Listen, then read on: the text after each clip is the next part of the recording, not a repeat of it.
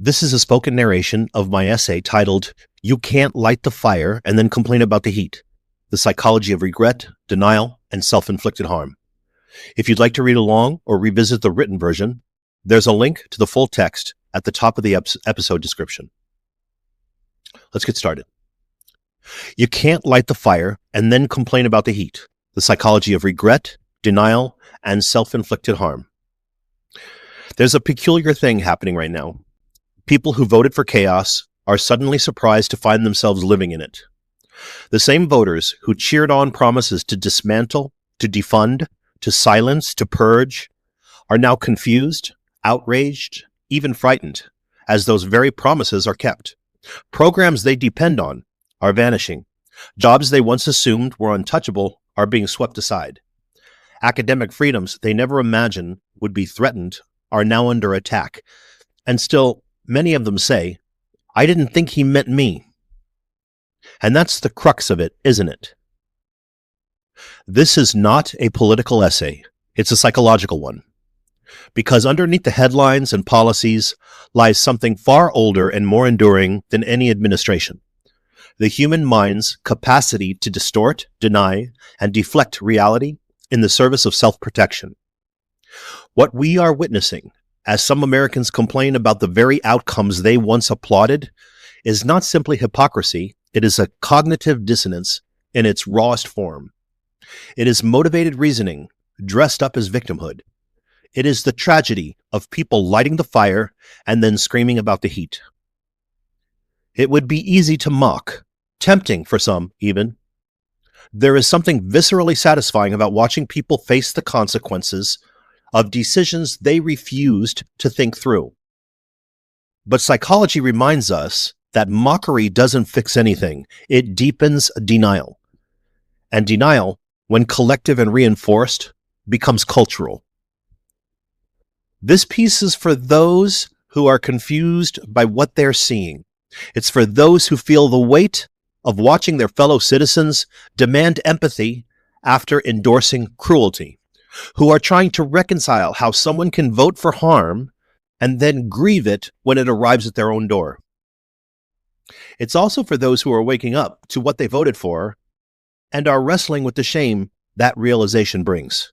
And yes, it's for the ones still deep in the echo chamber, hoping this might be the crack in the glass. Human beings are wired for stories that protect our sense of self. We will revise memory, reject facts, and rationalize contradictions if it means we don't have to say the hardest words in the English language. I was wrong. But being wrong isn't the end of the story. It can be the beginning of something far more human: insight, growth, and repair. Well, that is, if we're willing to face it. In the pages ahead, we'll look closely at how this pattern unfolds, how people ignore warnings they fully understood, why they support policies that punish them, how they become both perpetrators and victims of political harm, then retreat into grievance when reality catches up. We'll examine the psychological mechanisms of denial, identity preservation, and moral disengagement, and we'll ask what it costs a society when its citizens lose the ability to own their choices. I want to be very clear here, friends. This is not about blame. It's about understanding. But understanding does not mean excusing. There is a difference between compassion and enabling. And in a time when truth itself is under siege, we cannot afford to pretend that every opinion is equally grounded or that every complaint is equally valid. If you voted for the match, you don't get to act surprised by the burn. Let's begin. Hello and welcome to The Psychology of Us with Professor RJ Starr, where we explore the mind's influence on life, relationships, and society.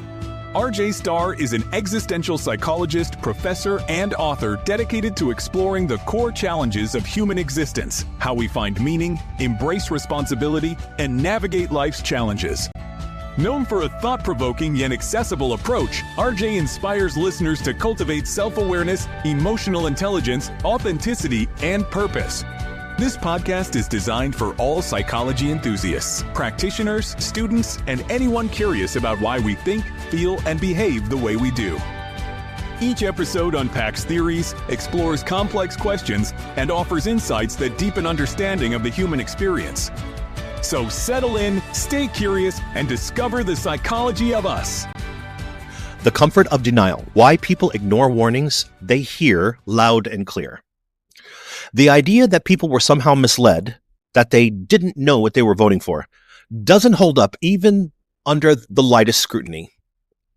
The promises were public, the threats were explicit, and the intentions were broadcast with pride. When a political figure announces plans to gut social programs, silence dissent, and punish perceived enemies, and then proceeds to do exactly that, it cannot be framed as bait and switch. It was a transaction. It was a declaration. And in many cases, it was a projection of personal fantasy onto a figurehead who reflected something deeper than policy: identity, revenge, or restoration. So how do people ignore what they were clearly told? That question isn't just political, it's psychological. Enter motivated reasoning, the brain's uncanny ability to interpret information in ways that protect what we already believe. When facts threaten our self-image, we don't usually abandon the belief. We distort the fact. We bend the reality to preserve the identity. People who voted for a leader who promised to punish institutions often told themselves, "He won't go that far," or "That's just him talking, that's bluster." The human mind is remarkably skilled at minimizing threats when the threat is coming from someone we support. That's not rational thinking, it's emotional survival. The cost, of course, is clarity. Then there's selective attention. When a political figure makes 30 statements in a speech, people will zero in on the one or the three that confirm their hopes and conveniently dismiss the 27 that indicate danger. It's not that they didn't hear the rest, it's that their minds filed them away as noise. Later, when those ignored statements become policy, the brain's only defense is confusion or denial. That's not what I voted for, they say. But it was. They just didn't let themselves see it. We also have to consider the role of confirmation bias, which makes people seek out only the information that aligns with their expectations. If someone believes a political leader is a savior, they will find news sources, voices, social groups that echo that belief. They will filter out critiques as lies or attacks, no matter how factually grounded. And when that echo chamber is reinforced daily, cognitive flexibility disappears. What's left is belief, hardened, defensive, and impervious to contradiction. Psychologically, this is what happens when identity becomes more important than information. People don't just vote with their minds, they vote with their wounds, their fears, their desires.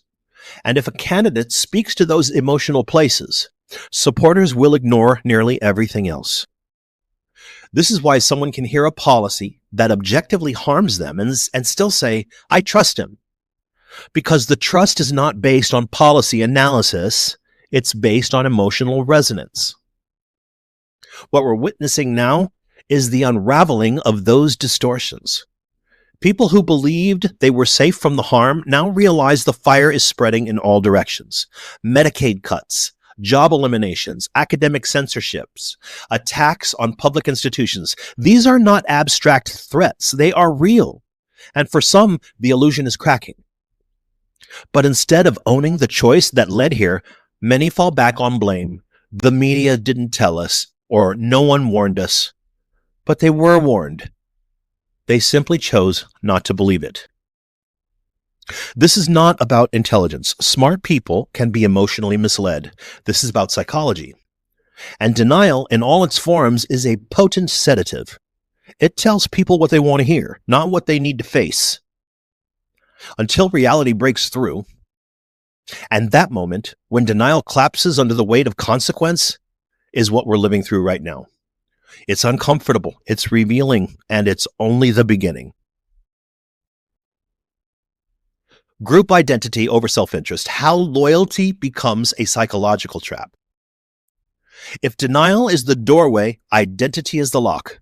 When people vote against their own material interests, it's tempting to label them irrational, but that misses the point. People don't vote solely based on policy spreadsheets or economic forecasts.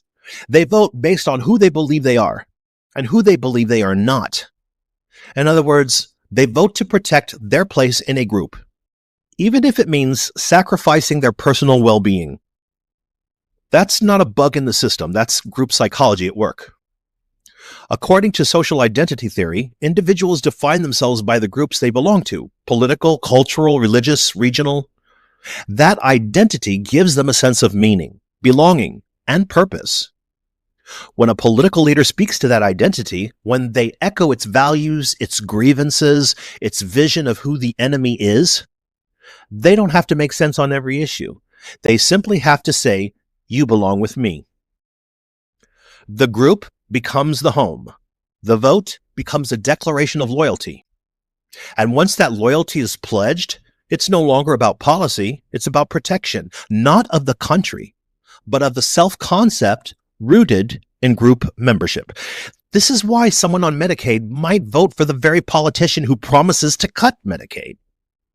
Because to vote for the other side would mean aligning with an outgroup that feels alien, condescending, or threatening.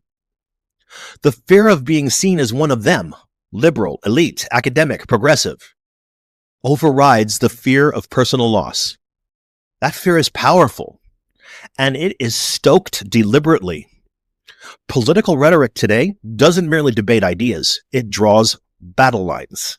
It tells people they're at war with immigrants, with professors, with the media, with government workers, with their own neighbors. When someone is convinced that their group is under attack, they will do nearly anything to defend it, even if it means going hungry, even if it means losing health care, even if it means voting for a future that erodes their own safety. It's not logical. It's tribal. This is the trap of in-group loyalty. Once someone is inside the circle, anything that threatens the leader or the message feels like a threat to the group, and by extension, a threat to the self. So when critics raise alarms, they're not heard as concerned citizens. They're heard as enemies. That is why attempts to reason with deeply loyal supporters often fail. It's not that they lack comprehension. It's that they are defending a boundary, not analyzing a policy. There's also the psychological pressure of group cohesion. People want to stay connected to their families, churches, communities, and social networks. If everyone around them supports a particular candidate, it becomes psychologically costly to dissent. They risk ostracism, ridicule, or even abandonment, so they stay quiet, or they double down.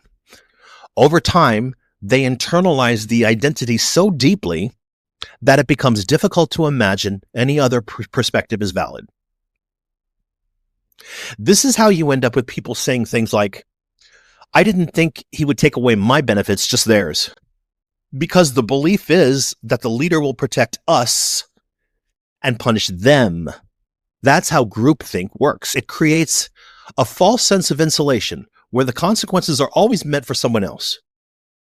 But reality doesn't work that way. Reality doesn't care about identity. And when policy hits, it doesn't check who you voted for before it takes effect. The irony, of course, is that the same people who insisted government was the enemy are now begging for government protection. The same voices that demanded public institutions be gutted are now shocked that no one is left to answer the phone, process the forms, or enforce the rules, or send the checks on time. This isn't hypocrisy. It's the delayed awakening of a group identity that prioritized symbolic victory over structural stability. It's easy to mock, but what we're witnessing is a psychological unmasking. When people realize their group didn't protect them, that their loyalty was weaponized, and that the promises weren't made to uplift them but to use them, it creates a rupture. Some will cling tighter. Others will start to question. What happens next depends on whether the need for truth becomes stronger than the need to belong. When victimhood becomes a defense, the need to complain without owning the cause. There's a strange reversal playing out right now. People who voted to dismantle systems are crying out for support from the very systems they helped weaken. The same individuals who demanded that safety nets be slashed, that bureaucracies be gutted, and that power be centralized in one man's hands are now shocked to find themselves unsupported, unheard, and vulnerable. And many are not responding with self-reflection. They are responding with complaint. They are positioning themselves as victims of the very machine they helped build. This isn't just politics, this is classic psychology. In order to make sense of this, we need to talk about moral disengagement, the process by which people distance themselves from the harm they participate in. When individuals are involved in a decision that leads to pain, it's easier to deny that harm or reframe it than to take responsibility. This is called moral disengagement. So instead of saying, I voted for the policy that hurt me, they say, I didn't know, or this isn't fair. In doing so, they shift themselves from the role of actor to the role of target. It's not just denial, it's defensive victimhood. This happens when accountability feels too threatening to the ego. To say, I chose this and it hurt people, including myself, would require a collapse of identity, a confrontation with shame, and the courage to rebuild. Most people aren't taught how to do that. So they pivot, they complain, they search for someone else to blame. Often, that someone is abstract, the deep state, the media, the left, the elites. Rarely is it themselves. Psychologically, this is displacement, taking the internal discomfort of being wrong and pushing it outward onto something else. It's also projection, where people assign their own internal conflicts to others. So when government programs fail after being defunded, people blame bureaucrats. When healthcare disappears, they blame immigrants. When freedoms are curtailed, they blame universities or activists. The truth that their own vote helped make it happen is too psychologically destabilizing. And yet, there's something especially galling about watching this play out in real time. Because it's not just the refusal to take responsibility. It's the demand for compassion without a moment's recognition of complicity. It's a person saying this is unfair while ignoring the fact that they once cheered for that same unfairness to fall onto others. The policy that now affects them was once aimed at someone else. It only became a problem when the boomerang came back around. This is the psychology of what we call moral licensing, a subtle but dangerous form of rationalization. When people believe they are, quote, good people, end quote, they allow themselves to support bad things without guilt.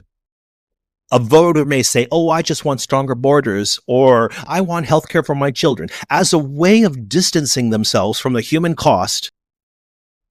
Or they may say, I was tired of the system, to justify the election of someone who promised to tear it down. The harm is written off as incidental, unfortunate, or unintended until it affects them. Then, and only then, does it become worthy of outrage.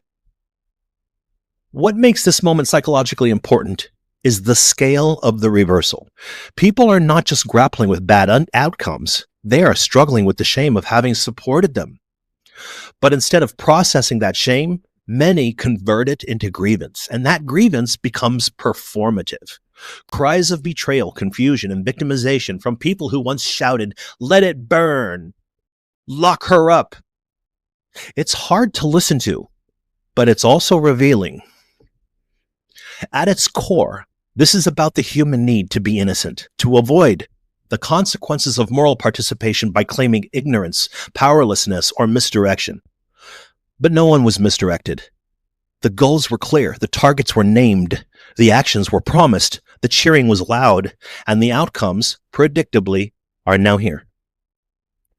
The question is whether we are ready, as individuals and as a culture, to stop pretending we are victims of outcomes we chose.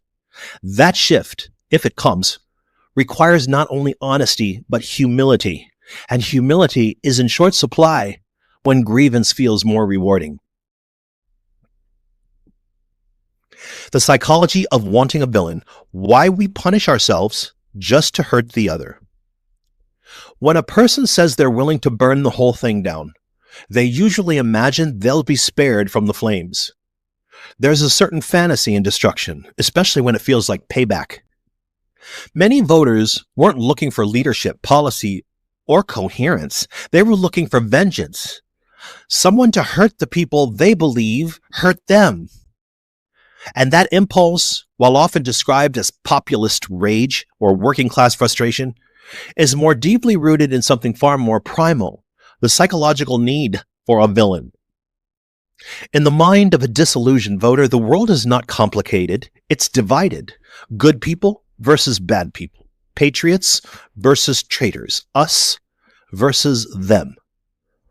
That narrative is comforting because it provides direction. It tells them where to point their fear, their disappointment, their grief. It gives form to the chaos inside them. And so when a political leader steps up and names the villain, immigrants, the press, the Chinese, professors, federal employees, it feels like clarity. But what it really is, psychologically, is displacement. It is the redirection of inner turmoil toward an external target. This is the power of scapegoating. Rather than confront the reality of economic inequality, systemic failure, or social alienation, it's easier to find a face to blame, something familiar, something safe to hate. A professor who seems smug, a journalist who asks too many questions, a government worker with a pension, a protester, a woman who speaks up. These aren't enemies, they're symbols, and symbols are far easier to punish than problems are to solve. But here's where it turns. The desire to hurt the perceived other becomes so strong that people will accept self-destruction as collateral damage. They will support policies that weaken their own healthcare, education, labor protections, and community resources, as long as they believe those policies also punish the group they've come to resent. That's not political strategy, that's reactance, a psychological reflex that emerges when people feel their autonomy or identity is under threat. It says, I'd rather suffer than let you win. Reactance often masquerades as strength, but it's rooted in fear, the fear of irrelevance, of cultural displacement, of change. And when that fear is stoked relentlessly, strategically, by a leader who thrives on division, the emotional payoff of punishing the other begins to outweigh the rational consideration of what's actually being lost. The people cheering on the destruction of public institutions are often the very ones who depend on them most. But in the grip of grievance, they don't see that. They just want someone to pay. Psychologically, this is revenge fantasy masquerading as politics. The leader becomes an avatar for all the anger voters have ever been able to express. And once that emotional identification is made, reality becomes irrelevant. It doesn't matter if promises are kept. It doesn't matter if their lives improve. What matters is that the perceived enemy is humiliated, that the liberal tears are flowing, that we can own the liberals, that someone who once made them feel small is now being publicly shamed. It's not policy, it's performance. And the cost is enormous. Because what happens when the villain turns out to be fiction? When the immigrant neighbor is kind? When the journalist is right? When the government worker is your cousin? And what happens when the fire you set to hurt someone else burns your own house down? Psychologically, most people don't wake up in that moment. They double down. They convince themselves that it wasn't the fire. It was faulty wiring. It wasn't the policy. It was sabotage. Because to admit the truth would require confronting the real villain, their own choice. This is what makes the current era so volatile. We are living through a collapse of a revenge fantasy, and as it crumbles, the people who clung to it most tightly are not softening. They are hardening, because it is easier to blame than to rebuild. It is easier to sneer than to grieve, and it is easier to demand new villains than to reckon with old wounds. But reckoning is exactly what we need, not to shame, but to understand, not to mock, but to break the cycle. The only way to stop punishing ourselves in the name of punishing others is to step out of the illusion that politics is war and realize it's supposed to be stewardship. Until then, the fire will keep burning and no one, no matter how loyal, will be spared the smoke. The moral injury of watching people suffer by choice. There's a quiet kind of heartbreak that comes with watching someone suffer unnecessarily, especially when they were warned, when the outcome were predictable, when the consequences were not only visible but loudly announced. It's not the sadness of tragedy. It's the sadness of willful self-destruction. And when those same people then demand compassion, resources, and understanding after cheering for the very things that led them there, it creates something deeper than frustration. It creates moral injury. Moral injury is a term often used in trauma psychology, particularly in veterans or medical professionals. It describes what happens when someone witnesses, participates in, or is forced to accept behavior that violates their core values. It's not simply pain, it's disorientation, a sense that the world no longer makes sense because the lines between right and wrong have been blurred, denied, or even obliterated. Many people are feeling that now. Not because they lost a political contest, but because they're watching people who voted for harm now cry out as victims of it. People who supported policies designed to cut assistance, to suppress dissent, to punish the vulnerable, are now in need of assistance, are now facing silenced dissent.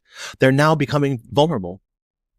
And rather than acknowledge their role in it, they're demanding empathy with no recognition of complicity. That is what makes the wound so hard to treat. Excuse me. Psychologically, it triggers something deep. It violates fairness. It violates the expectation that actions have consequences and that people bear responsibility for what they support.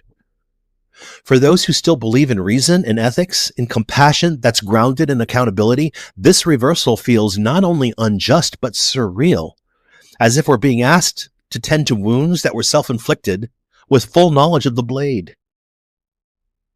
There is a special exhaustion that comes from this dynamic, where the person who lit the match expects you to help them put out the fire without acknowledging that they ever struck it.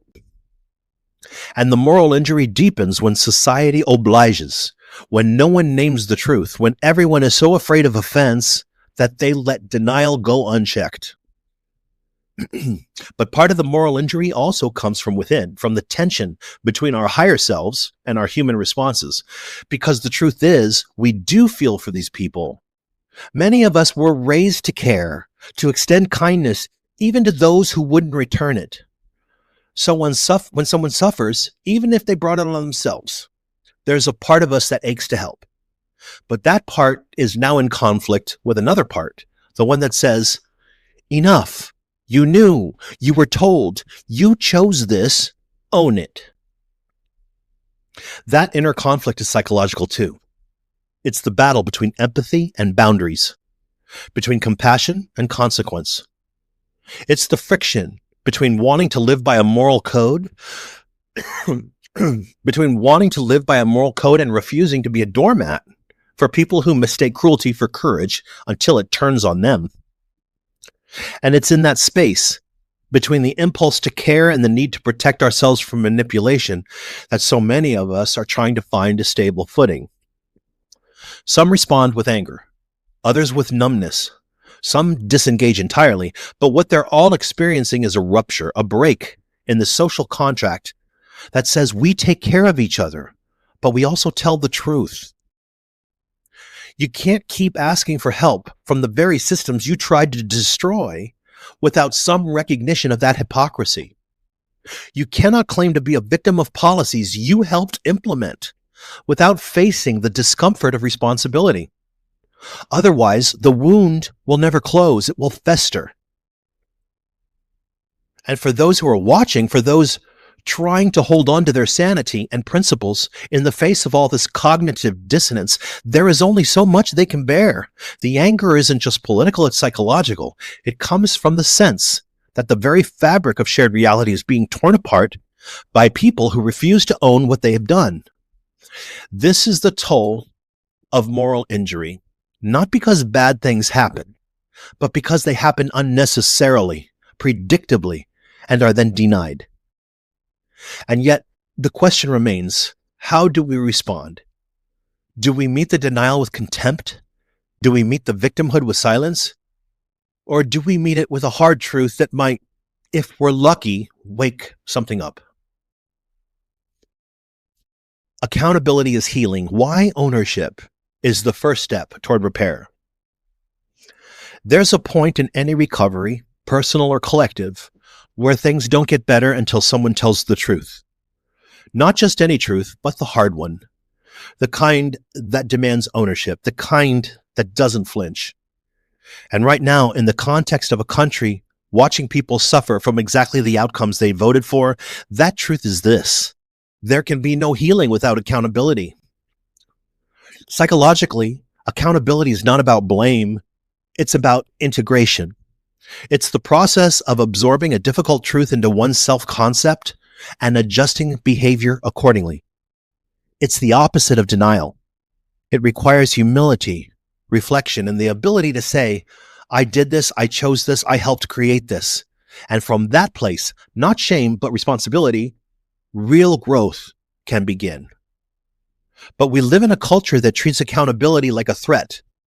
Somewhere along the line, we replaced maturity with defensiveness, reflection with deflection. People are more comfortable saying, I was misled, than I ignored what was right in front of me. More comfortable blaming the media, the system, or the elites than with recognizing and reckoning their own choices. This avoidance isn't harmless. It perpetuates the cycle. Because if there's no ownership, there's no interruption. And if there's no interruption, we just repeat the same pattern, reacting to pain without asking how we helped create it. That is how societies collapse, not all at once, but by refusing to learn. But the psychology of repair is clear. The brain can change, people can shift, and that process begins the moment someone steps out of the victim role and into the mirror. Accountability is the moment someone stops asking, why is this happening to me? And starts asking, what part did I play? That moment is sacred. It is the birthplace of integrity. Unfortunately, accountability is also deeply uncomfortable. It requires people to separate themselves from the groupthink that once made them feel safe, to say, I supported this and it was wrong. It's not just socially costly, it's identity threatening. It's the psychological equivalent of leaving a religion. And yet, it's the only way forward. So how do we get there? We stop enabling denial by pretending every opinion is rooted in fact. We stop softening the truth in the name of unity. We stop pretending that calling people out is mean when it's often the most respectful thing we can do. Because telling someone the truth, even when it's hard, is a vote of confidence in their capacity to grow. We also make space for people to change. We don't have to forget what they supported. We don't have to erase the damage done. But we can choose to engage with those who show signs of reflection. Not performative regret, not passive confusion, but real reckoning. That is the only kind of healing worth investing in. And for those watching from the outside, those who never wanted this, who tried to warn people, who are now being asked to help, we get to set boundaries. Compassion is not infinite, neither is emotional labor. It's okay to say, I'm willing to walk with you if you're willing to take responsibility. And it's okay to say, not until then. We are not required to hold hands with people who haven't even begun to face themselves, but we are called, at least occasionally, to tell the truth clearly enough that someone else might hear it. The great myth of this moment is that we're divided by politics. We're not. We're divided by psychology, by whether people can confront reality or whether they must keep twisting it to avoid pain. And until that divide is named addressed, we will stay locked in this cycle of harm and grievance, fire and denial. Accountability isn't cruelty. It is clarity. It is the only path out of the delusion. And it is not just necessary. It is overdue. We're in a moment where clarity is rare and comfort is cheap. People want reassurance more than reckoning. But psychology doesn't reward fantasy. It rewards truth. The truth is that we are watching the fallout of choices made in plain sight. And while it's human to seek comfort in denial, it is also human to wake up, to change, to rebuild. But that begins with the sentence too many still refuse to say, I was wrong. If we can make space for that sentence and demand it when it's due, we just might stop lighting fires we later expect others to put out. That wraps up this episode of The Psychology of Us with Professor RJ Starr. Each conversation is a step toward greater understanding of ourselves, each other, and the forces that shape human behavior. Listeners are invited to continue the conversation by sharing their thoughts, questions, and topic suggestions at profrjstarr@outlook.com. Every message helps shape future episodes, ensuring the discussions remain relevant, thought-provoking, and meaningful. For those who find value in these explorations, subscribing and leaving a review is a great way to support the podcast and bring these insights to a wider audience. Until next time, stay curious, stay thoughtful, and keep exploring the psychology of us.